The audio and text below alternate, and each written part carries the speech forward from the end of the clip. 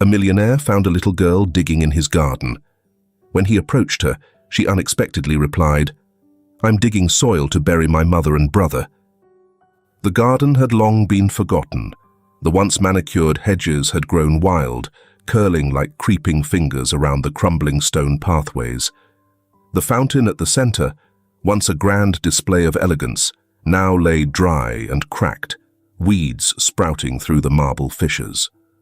The wind rustled through the unkempt branches, sending golden leaves tumbling down onto the overgrown grass, carrying the scent of earth, old, damp, and undisturbed for years.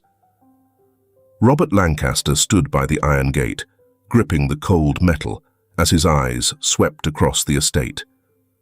It had been so long since he'd last stepped foot here. The weight of the past clung to the air like a heavy mist, thick with memories he wished would stay buried. He exhaled sharply, forcing the hesitation out of his chest. He had come to oversee the sale, to rid himself of the last fragment of a life he no longer belonged to. Yet, something about standing here again, this place where it all began and ended, made his pulse tighten. He started forward, his polished shoes crunching against the gravel. But then, movement. A slight frantic motion caught his eye near the edge of the garden. His sharp gaze narrowed. A child. She was crouched near a patch of earth, her tiny hands clawing through the soil with determined urgency. Dirt smeared her arms up to the elbows, her knees pressed into the damp ground. Strands of unkempt hair stuck to her forehead, her cheeks smudged with dust and sweat. She didn't notice him at first, her head bent low, eyes fixed on the small hole she was creating. She was small, too small to be out here alone. Robert stepped closer, his shadow stretching long over her frail figure. "What the hell are you doing?" The girl froze mid-motion, fingers half buried in the dirt. Slowly, she tilted her head up, her gaze meeting his with an unsettling steadiness. Her eyes, dark and wide, held none of the startled fear he expected. Instead, there was something else, something too old for a child's face. "I'm taking this soil," she said, her voice calm, matter-of-fact. She wiped a dirty hand against her oversized sweater, leaving a streak of mud against the faded fabric. Robert's brows pulled together. "For what?" "To bury my mother and baby brother." Silence. The wind whispered through the trees, rustling dry leaves against the stone walls.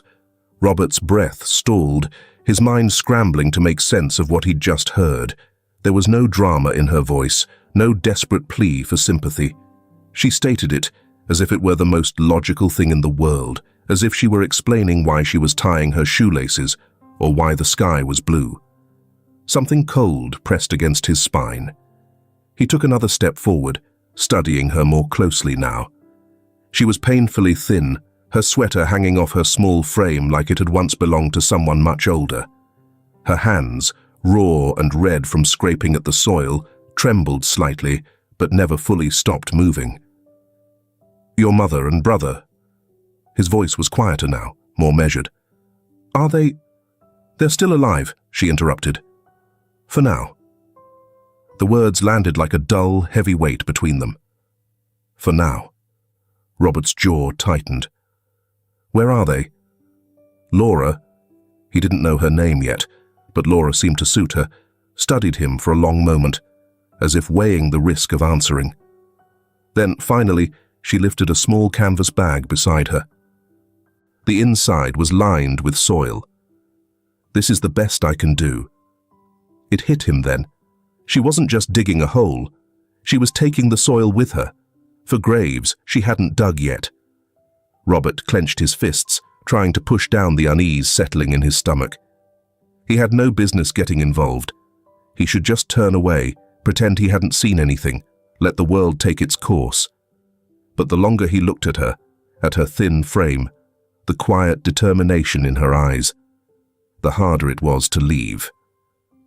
He exhaled through his nose, the decision already forming before he could stop himself. "Where do you live?" Laura didn't answer. Instead, she scooped another handful of dirt into the bag. Robert crouched beside her, ignoring the discomfort of his expensive suit against the damp ground. He leveled his gaze with hers. "I can help," he said, voice low. "But I need you to tell me where they are." Her hands stilled. For the first time since their encounter, something flickered in her expression. Uncertainty, hope, fear of hoping too much. She swallowed. Then finally, she said, "Not far." Robert rose to his feet, adjusting his cufflinks out of habit, before offering his hand. "Show me." Laura hesitated. Her small fingers curled around the fabric of her sweater, her lips pressed into a thin line. Then slowly, so painfully slowly, she reached out and took his hand. Her grip was small but firm. And with that, they walked away from the garden, away from the graves she had prepared, toward the ones she was still trying to prevent.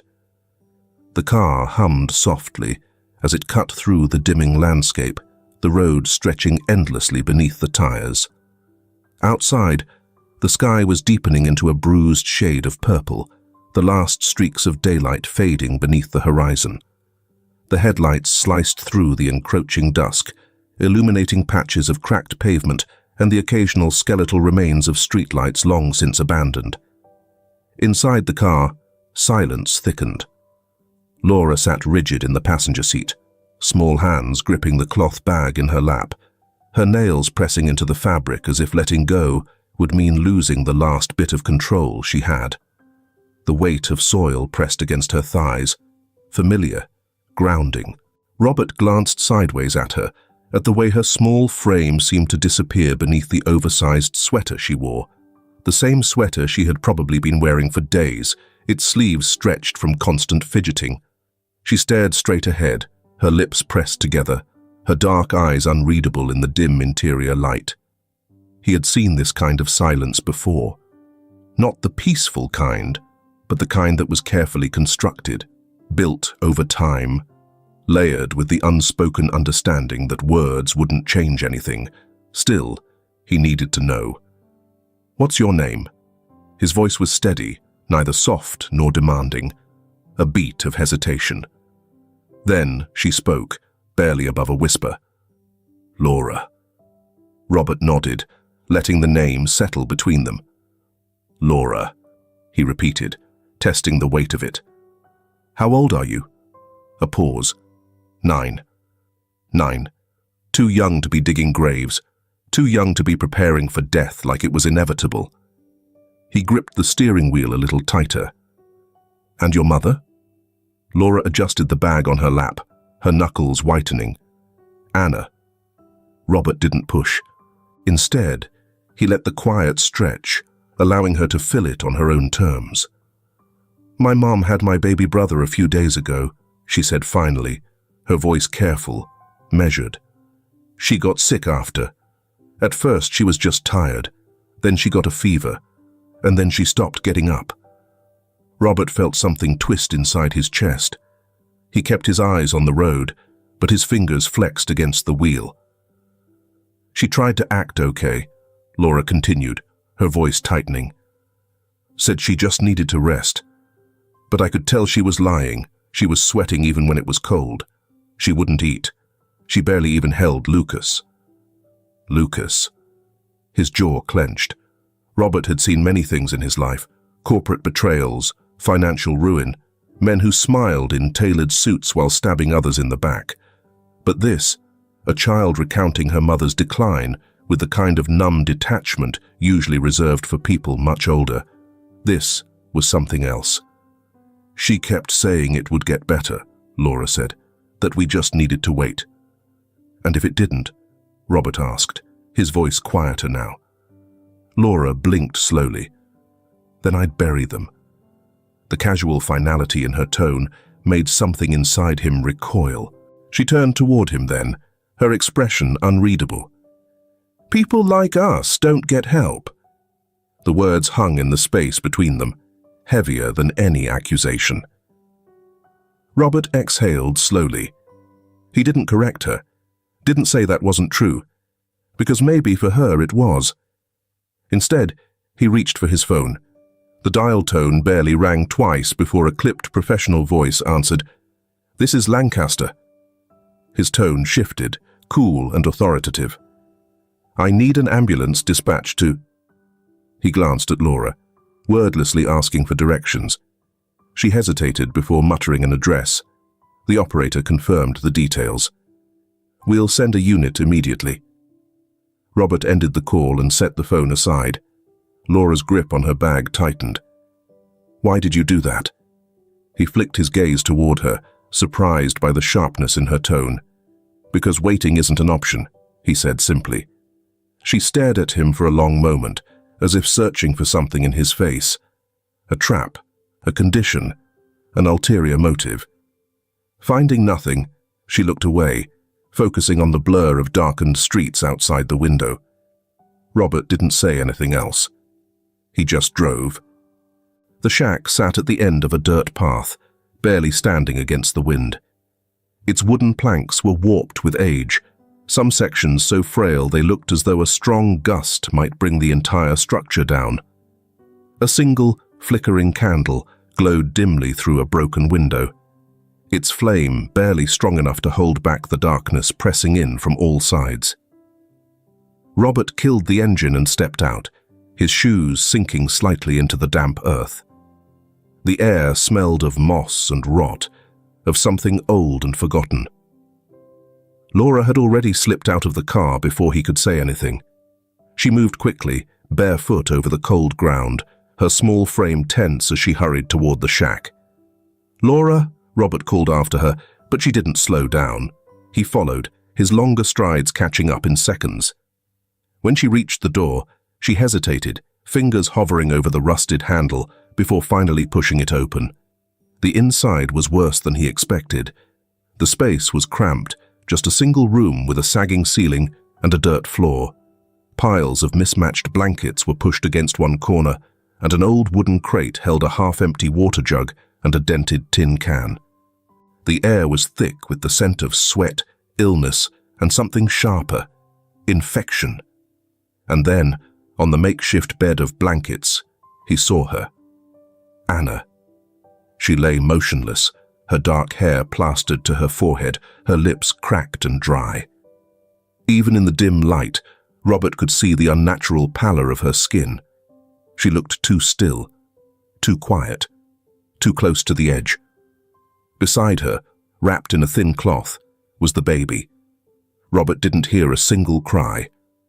Laura stepped inside, positioning herself between him and her mother, her body going rigid like a guard dog ready to defend its territory. "Mum," she whispered, voice sharp with urgency. "Mum, wake up."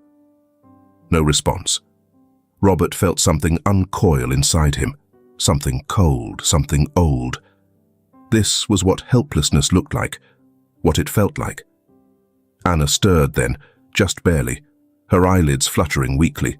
Her breath came in shallow gasps. When her eyes opened, they weren't focused.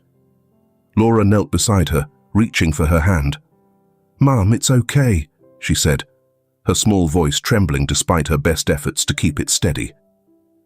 Anna turned her head slightly, her gaze sluggishly dragging toward Robert.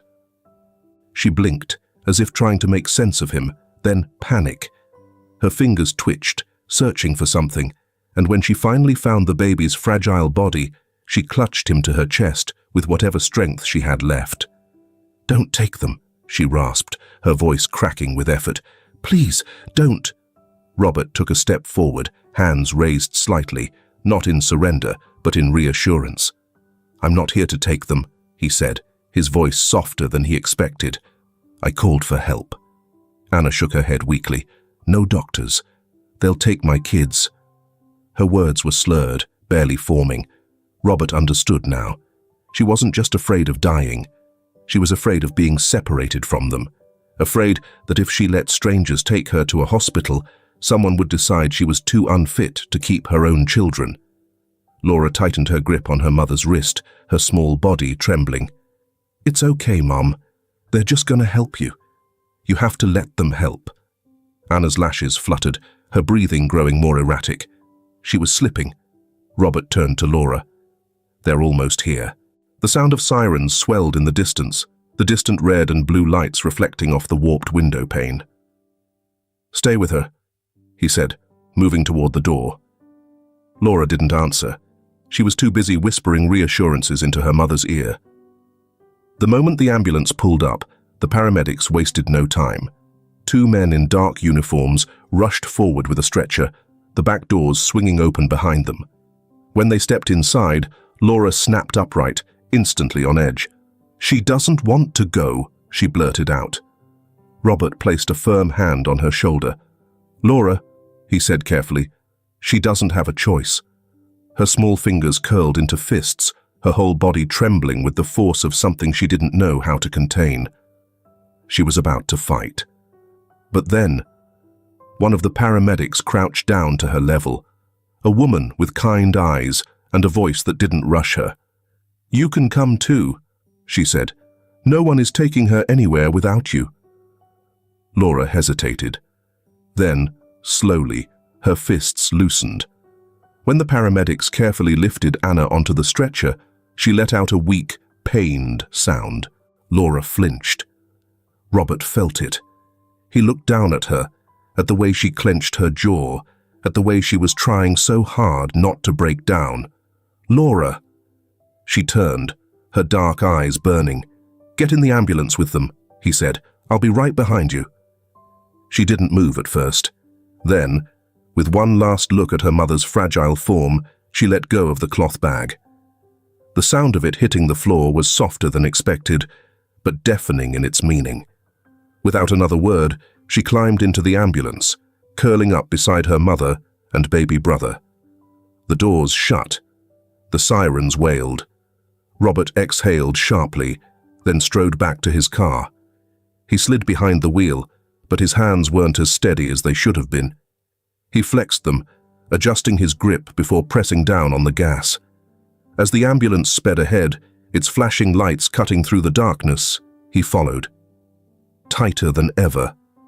Robert Lancaster was not a man who waited. He was the kind of person who made decisions quickly, who dictated the course of things rather than standing idly by while they unfolded. But hospitals had a way of stripping control from even the most powerful men. For days, he found himself returning to the sterile corridors of the ICU, a place that felt eerily familiar, though he wished it weren't. He had been here before, years ago, pacing outside a different room, waiting for news that had already been decided before he even arrived. He hadn't saved them then. Now, standing outside Anna's hospital room, he wasn't sure if he was trying to save her, or if he was trying to save himself. Laura sat on the hospital chair beside him, her small hands resting on her lap, picking at the frayed edges of her sweater. She hadn't asked him why he kept coming back. She hadn't spoken much at all. But every time he arrived, she looked at him like she had been expecting him. Robert never asked why that unsettled him. When the doctor finally cleared his throat, it was Anna he addressed. She was sitting up now, a small but significant improvement from the limp figure they had rushed in days ago. Her dark hair was tangled, her face still pale, but there was color beneath her skin now, a whisper of life trying to reclaim her. "You're stable," the doctor said, flipping through her chart. "The infection is responding to treatment. You still need rest, and you'll be weak for a while, but with care and proper nutrition, you should recover fully." Anna nodded, but her fingers twisted in the hospital blanket. "And Lucas?" "The baby is still under observation," the doctor admitted. "He's weak, but he's fighting." Robert watched as her shoulders sagged, relief flooding her posture. Her fingers unclenched, her lips parting slightly, as if she had been holding her breath for days and could finally exhale. Laura, standing at the foot of the bed, didn't move. She stared at her mother, her expression unreadable, her hands curled into fists. Then, suddenly, she turned on her heel and walked to the window. Robert followed her with his gaze. The weight of everything she had carried, alone, at 9 years old, wasn't something that disappeared overnight. "She was ready to bury you," he said softly, his voice just for Anna. Her head snapped toward him, her brows pulling together. He didn't say it to hurt her. It wasn't an accusation in his tone, but a fact. A brutal, undeniable reality. Anna swallowed hard, her fingers trembling where they rested on the sheets. Her daughter had been ready for the worst, because in her world, that was the only outcome people like them were given. Tears welled in Anna's eyes before she could stop them. She pressed her palm to her mouth, shoulders shaking, but no sound came. She had spent too long being strong, too long holding it in. Robert, unprepared for raw emotion, grabbed the tissue box beside her bed and shoved it toward her. "Here." Anna let out a watery, humorless laugh, swiping at her eyes. "Thanks." Robert cleared his throat and took a step back, stuffing his hands in his pockets. Emotion made him uncomfortable. It always had. Maybe that was why the next words left his mouth before he could think them through. "You should come stay at my house." Silence. Laura turned back from the window. Anna's red-rimmed eyes blinked at him in confusion, as if she wasn't sure she had heard him right. "What?" Robert shifted his weight, suddenly regretting his decision to speak. "You need time to recover. That shack isn't livable, and the baby," he exhaled sharply, "he'll need care, more than you can provide alone." Anna's lips parted slightly, shock flickering across her features. Robert could already see her instinctual refusal forming. He wasn't sure why he cared, but he did. So before she could reject the idea, Laura spoke first. "Why?" Robert turned to her. She was studying him, her dark eyes sharper than they should have been for someone so young. Not hopeful, not relieved, just searching. She had learned not to trust generosity. She had learned that people always wanted something. Robert met her gaze evenly. "Because I can. And I'm alone. Don't worry about convenience or anyone else." Laura didn't react immediately. She just watched him, silent, calculating. Then, ever so slightly, her expression shifted. She saw something in him, something he wasn't sure was even there. Finally, she turned to her mother. "Mom." Anna inhaled shakily. "I don't know. Where else would we go?" The question wasn't meant to be cruel, but it was. Because it was true. Anna looked down at her hands, the exhaustion settling in again. She had fought for so long. Maybe, just this once, she didn't have to. Her shoulders slumped. Then finally, softly, she nodded. Robert didn't let himself acknowledge the relief he felt. He just grabbed his phone and made the necessary arrangements. The Lancaster estate was everything Anna expected it to be. Grand, pristine, lifeless. The driveway stretched long and winding, lined with perfectly trimmed hedges, the kind only the meticulous hands of hired gardeners could maintain. The mansion itself loomed against the sky, its vast windows reflecting the golden glow of the setting sun.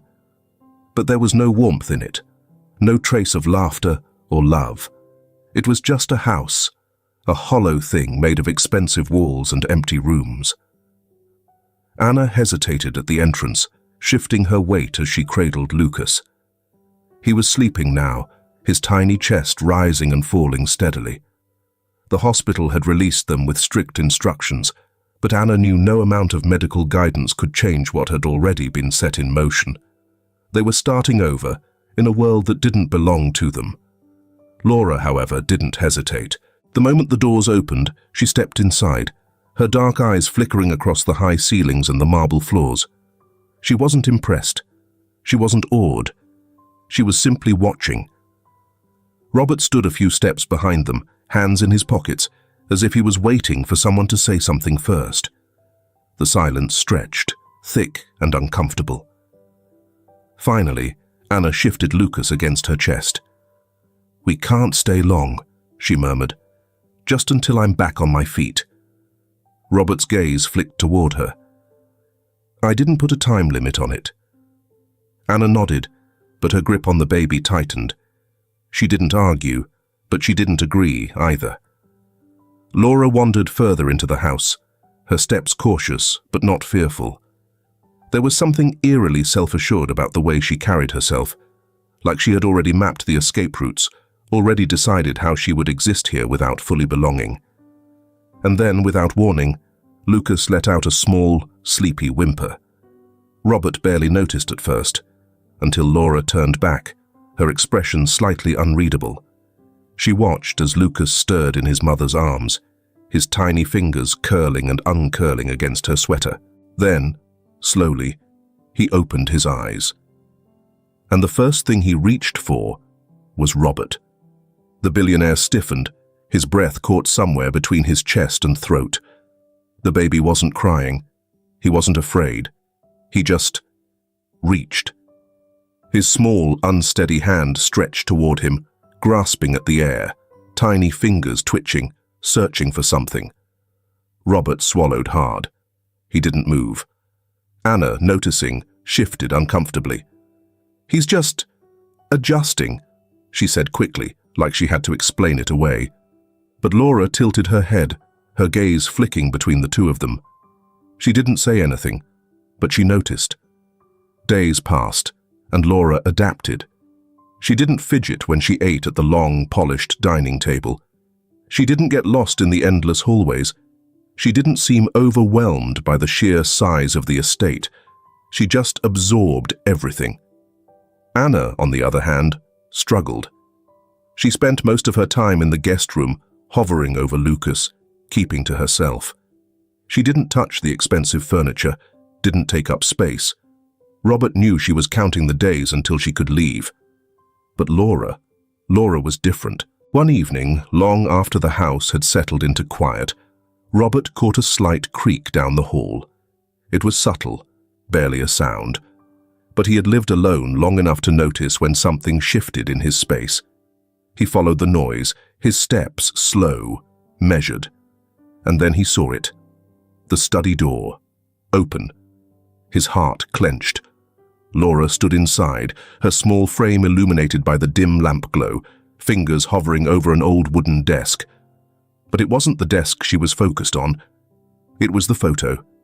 A framed picture, tucked near the back of the shelves, covered in a thin layer of dust. Forgotten, buried, untouched. A woman with warm eyes, a little girl with Robert's nose, smiling, alive, before. Laura turned, holding the frame in both hands. She didn't flinch when she saw Robert standing there. She simply looked up at him and asked, "Who were they?" His pulse tightened. For a long moment he didn't answer. The study wasn't for visitors. No one went in here, not the staff, not even him. But Laura had. Robert exhaled through his nose. His voice, when it finally came, was low, strained. "My wife and daughter." The silence after was suffocating. Laura didn't react the way people usually did. She didn't gasp. She didn't say she was sorry. She didn't tiptoe around it like it was something fragile. Instead, she just looked at the picture again. Then she said, "At least you got to love them before they left." Robert stilled. The words shouldn't have hurt. They weren't meant to be cruel. But they did. And maybe they were. Because they were true. She placed the frame back gently, then turned toward the door. And as she passed him, she whispered, "Good night, Robert." He didn't respond. He just stood there, staring at the faces in the photo, feeling like he was seeing them for the first time. The morning was normal. That should have been Robert's first warning. Anna had mentioned needing a few things for Lucas: diapers, formula, new clothes that actually fit him. Robert had offered to send one of his drivers, but Anna, stiff-backed and stubborn, had refused. "I can handle a trip to the mall, Robert. I'm not dying anymore." So she went, and Laura went with her. Robert didn't question it. He should have. The call came late that evening. Robert was in his office, reviewing reports he wasn't really reading. He had been on edge all day, though he couldn't explain why. Some part of him was waiting for something to go wrong. Then his phone rang, and everything stopped. "This is Lancaster." The voice on the other end was rushed, urgent. "Sir, there's been an accident." Robert's breath caught. His grip on the phone tightened. "Where?" "A vehicle collision near the downtown shopping district. The victims—" The dispatcher hesitated, then continued. "It's Anna Carter and Laura Carter." The words slammed into him, hard and unforgiving. Robert was already moving before the dispatcher finished speaking. His chair scraped against the hardwood. He grabbed his coat with shaking hands, ignoring the way his vision blurred for a second. Not again. Not again. The drive to the hospital was a blur. His hands clenched the wheel so tightly his knuckles went white. His breath came in uneven bursts. Flashes of the past. The police call. The sterile rooms. The way his wife's hand had gone limp in his. Burned behind his eyes. He had lost them that night. He could not lose them again. Leave a comment, grilled corn, if you are praying for peace for Anna and Laura. By the time he pulled up to the hospital, his heart was slamming against his ribs. He barely put the car in park before shoving the door open. Inside, the emergency room was chaos. Bright lights, fast-moving nurses, voices overlapping in urgent tones. The smell of antiseptic and blood hit him like a physical thing. He forced himself to the front desk. "Anna Carter and Laura Carter," he said, his voice sharper than he intended. "Where are they?" The nurse looked up, startled. "Are you family?" The question made something inside him snap. "Tell me where they are." The nurse hesitated for only a second before nodding toward the hallway. "Anna Carter is stable. Mild concussion, some bruising. She's conscious." Robert exhaled, unsteady, but it wasn't enough. "And the girl?" The nurse's face changed. Robert felt the shift before she even spoke. "She's in critical care," the nurse admitted. "Severe head trauma. She's in surgery now." Robert's breath stopped. The ground beneath him tilted.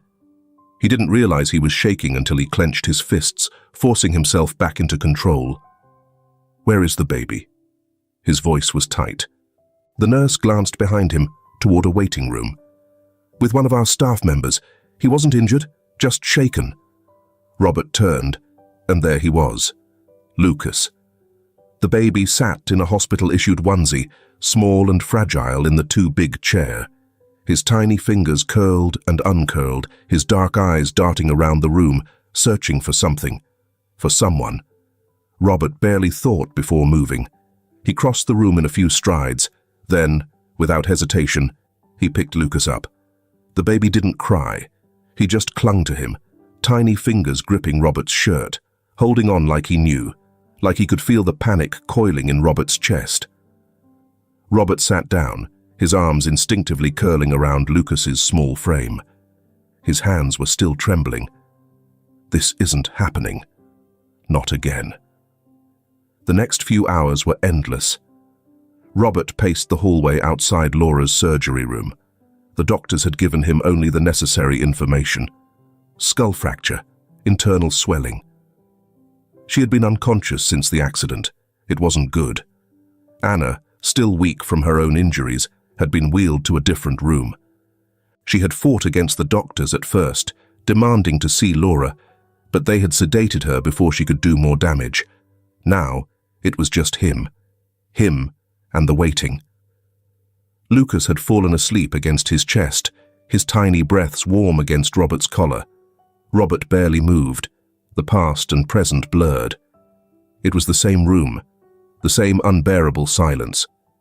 Years ago, he had sat in this exact kind of chair, waiting for news he already knew would be bad. He couldn't do it again. The door to the surgery ward opened. Robert stood immediately. A doctor stepped out, tired but composed. His scrubs were clean, a good sign. Robert's throat was tight. "How is she?" The doctor exhaled. "She made it through surgery." The weight of those words crashed into him so hard he nearly sat back down. There was swelling. But we were able to relieve the pressure, the doctor continued. She's stable, but unconscious. We won't know about brain function until she wakes up. If she wakes up, Robert heard the unspoken words loud and clear. She's young, the doctor added, gentler now. That's in her favor. But we'll need to monitor her closely. Robert nodded, once, sharply. Can I see her? The doctor hesitated. Then he nodded. The room was quiet. Laura lay small and still in the hospital bed, her face pale against the white sheets. Too pale. The bandage wrapped around her forehead seemed too big, too foreign on someone so full of life just hours ago. Robert stood at the foot of the bed, his chest aching in a way he hadn't let himself feel in years. She shouldn't be here. She should be complaining about his house being too quiet. She should be challenging him with those dark, knowing eyes. She should be moving. Lucas stirred in his arms. Robert looked down at the tiny boy who had no idea what had happened. And for the first time in a long, long time. Robert closed his eyes and prayed. The hospital room was too quiet. The only sounds were the rhythmic beeping of the machines, the faint hum of the ventilation system, and the occasional rustling of the blankets as Robert adjusted in his chair. Laura lay in the bed, still, pale, unmoving. The bandages wrapped around her head made her seem even smaller than she already was. Her chest rose and fell in slow, even breaths, but there was no sign of her waking. Robert hadn't left since she came out of surgery. The doctors told him there was nothing more to do but wait. He hated waiting. His fingers tapped against the armrest of the chair, his jaw tight. He could feel exhaustion weighing on his body, pressing behind his eyes, dragging at his limbs. But every time he closed his eyes, he saw another hospital bed, another child that never woke up. So he stayed awake. Anna had woken up once, earlier that morning. Robert had been sitting exactly where he was now, Lucas curled in his arms, when the door creaked open. She was pale, moving carefully, one arm wrapped around her ribs, where she had been bruised in the crash. But she didn't look at Robert. Her gaze went straight to Laura. She let out a breath, soft, shaky, almost soundless.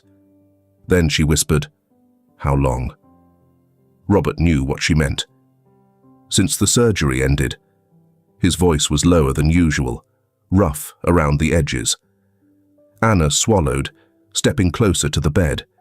She reached out, brushing a few strands of hair away from Laura's face. Her fingers trembled. "She was talking to me," Anna murmured. "Before the accident, about..." Her voice cracked. "She was telling me about the house, about Lucas reaching for you." Robert stilled. Anna turned to him then, her eyes unreadable. "You really haven't left?" Robert didn't answer. She shook her head, letting out a quiet, breathless laugh. "She's gotten to you, hasn't she?" That time, he didn't have an answer. Night fell. Lucas, small and warm against Robert's chest, had drifted to sleep long ago, his tiny breaths even and soft. The nurses had suggested more than once that Robert go home. He didn't. Instead, he picked up a book from the bedside table, the one Laura had brought back from the estate weeks ago, before she had gotten hurt. She had left it there, just beside the lamp, never putting it away, always intending to come back to it. Robert opened it, and he started reading. His voice was quiet, low. He didn't rush the words, didn't skip over details. It had been years since he had read like this, since he had spoken to someone who wasn't awake to listen. But he kept reading, because if he stopped, he would have to think about the silence, and he couldn't bear that. Anna watched from the doorway. She had come to check on Laura, but the sight in front of her stopped her cold. Robert, cold, distant, unreachable Robert, reading softly to an unconscious child. Lucas, nestled against him, shifted slightly in his sleep. The image burned itself into her mind. She knew Robert Lancaster was not the kind of man people leaned on, but Laura had. and so had Lucas. Anna stepped back before Robert noticed she was there. For the first time since she had met him, she wasn't sure what she thought about him anymore. Sometime past midnight, Lucas stirred. Robert, half awake, shifted slightly, adjusting his hold. Then, in a sleepy, drowsy little voice, Lucas mumbled something against his shirt. "Pa, Pa." Robert went rigid. He must have misheard. Lucas let out a small sigh, curling deeper into his arms. "Pa, Pa," he whispered again. Robert didn't correct him. For the first time in his life, he didn't. The morning light seeped through the hospital blinds, casting golden streaks across the walls. It should have felt warm, a signal of a new day, of hope. But to Robert, it was just another reminder of how much time had passed with nothing changing. Laura lay still in the hospital bed, her breathing steady but shallow.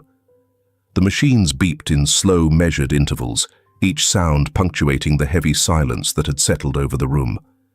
The bandages around her head made her look smaller than she already was. Too fragile. Too still. Robert sat beside her, his posture rigid, the exhaustion in his bones pressing down on him like a weight he couldn't shake. A book lay open in his lap, the same one he had been reading for days. His voice, rough and low, filled the empty space between them. He wasn't sure if she could hear him, but he kept reading anyway, because if he stopped, the silence would swallow him whole. Lucas stirred in his arms, his tiny fingers grasping at the fabric of Robert's shirt. The baby had barely left his side since the accident, his small body instinctively curling into the warmth of someone familiar. Robert glanced down at him, his grip tightening ever so slightly. He was getting used to this. He shouldn't be. A deep sigh escaped him, and he closed the book, rubbing a hand over his tired face. This wasn't supposed to happen. None of this was supposed to happen. He had told himself, from the moment he let them into his house, that he wouldn't get attached, that he wouldn't care, that they were just temporary. But now he sat here, night after night, refusing to leave, waiting, praying, something he hadn't done in years. He leaned back in his chair, letting his head rest against the stiff cushions. His eyes burned from lack of sleep, his body aching from too many hours in the same position. He let his eyes slip shut, just for a moment, and then a sound, software hoarse, barely there. Robert's eyes snapped open. At first he thought he imagined it, but then a tiny, breathless whisper. "Dad." Robert went completely still. His pulse stopped, then roared to life. His entire body locked in place, his breath caught in his throat. He didn't move. Had he misheard? Had exhaustion finally made him start hearing things? But then Laura stirred, barely. Her eyelashes fluttered, her small fingers twitching beneath the hospital blanket. She looked weak, unfocused, but she was awake, and she was looking at him. His heart slammed against his ribs. For a split second, he couldn't breathe. Then, everything inside him cracked. Robert lurched forward, gripping the edges of the hospital bed as if to ground himself. "Laura," he rasped, his voice rough, unsteady. Her lips parted slightly, her eyes struggling to stay open. She was fighting it, fighting to stay in the moment, to hold on. She swallowed weakly. And then, "Dad." This time the word was softer, barely more than air. But it was real, and it broke him. A sharp breath escaped him, and without thinking, without hesitating, he gathered her in his arms. Carefully, desperately, he lifted her from the bed, his arms curling around her small frame. His forehead pressed against her temple, his fingers trembling as they held her close. And for the first time in years, Robert Lancaster broke. His chest shook, his vision blurred, his grip on her tightened, as if letting go meant losing her all over again. He hadn't cried in so long he had almost forgotten how, but now he couldn't stop. Tears slipped down his face, silent and unrelenting. Laura, still barely conscious, let out a small, sleepy sigh against his shoulder. "Daddy, can you be my daddy? Once time," she whispered again.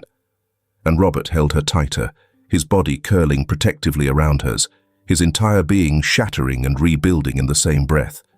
He didn't say anything, didn't tell her she was wrong, didn't tell her she had mistaken him for someone else. Because the truth, the terrifying, undeniable truth, was that he didn't want to correct her. Not now. Not ever. 4 months had passed.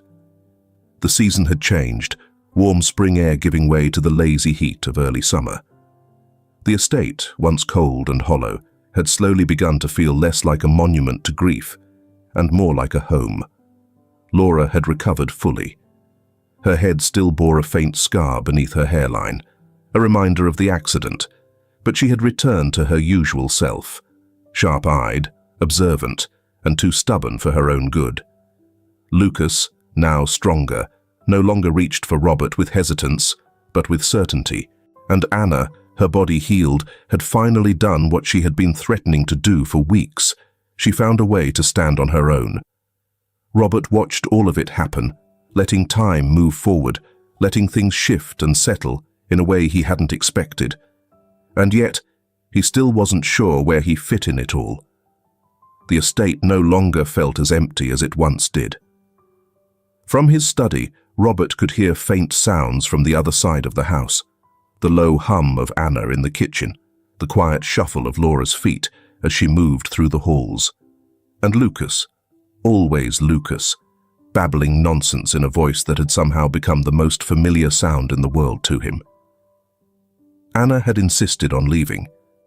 Despite Robert's repeated attempts to convince her otherwise, she had refused to be kept, had refused to be someone who simply occupied space in a house that wasn't hers.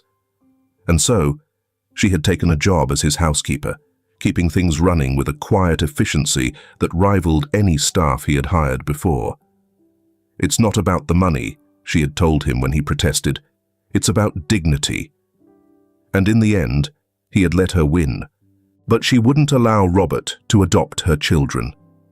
She wanted to earn her own money and raise them. Even if Robert was kind, it would be out of love, not out of legal obligation. She always had that determined fire in her eyes, the kind that refused pity, refused charity. He had never been the kind of man to argue with someone who knew their own mind. Laura too had settled in ways that unnerved him. She had carved out spaces in his home that belonged to her now. The library, where she would sit on the floor, thumbing through books she didn't always finish. The back garden, where she would sit in the grass with Lucas, making up stories for him in hushed tones. And the dining table, his dining table, where she always managed to sit across from him, watching. She never called him Robert anymore, but she also never called him Dad again. Not since that night in the hospital. And he didn't know if that should make him relieved or disappointed. One evening, the air warm and thick with the scent of summer, Laura appeared in the doorway of his study. Robert barely looked up from his work. "It's late," he said, flipping through the papers in front of him. Laura didn't move. "Papa." Robert stilled. He hadn't realized how much he had missed the sound of that word until now. He finally looked up, and there she stood, small, barefoot, arms crossed over her chest. But there was no demand in her voice, no challenge in her posture, just expectation. "Come play," she said simply. Robert blinked at her. "Play?" Laura nodded. "Lucas and I are outside. You should come." Robert let out a slow breath, glancing back at the paperwork on his desk. There were contracts to sign, reports to review, things that required his attention. And yet, he hesitated. Laura raised a brow. "What, you forgot how?" Robert narrowed his eyes slightly, but there was no real heat behind it. Laura just shrugged. "It's okay if you did. I can teach you." The corner of Robert's mouth twitched, and before he could think too much about it, he stood. Laura didn't wait for him to change his mind. She grabbed his hand, tugging him out of the study, leading him through the hall and out onto the wide expanse of green behind the estate. Lucas sat in the grass, a small toy clutched in his chubby hands, babbling nonsense to himself. The sun had nearly set, the sky turning soft shades of orange and pink, the world slipping into quiet. Robert exhaled. It felt different out here, lighter, easier. Laura plopped down next to Lucas, patting the space beside her. "Sit." Robert gave her a look. "I don't." "Sit." With a dramatic sigh, he lowered himself onto the grass. Laura grinned, satisfied. And then, before he could even process it, Lucas crawled into his lap. Robert froze. Lucas settled comfortably, small fingers grabbing at Robert's sleeve like he belonged there, like it was natural.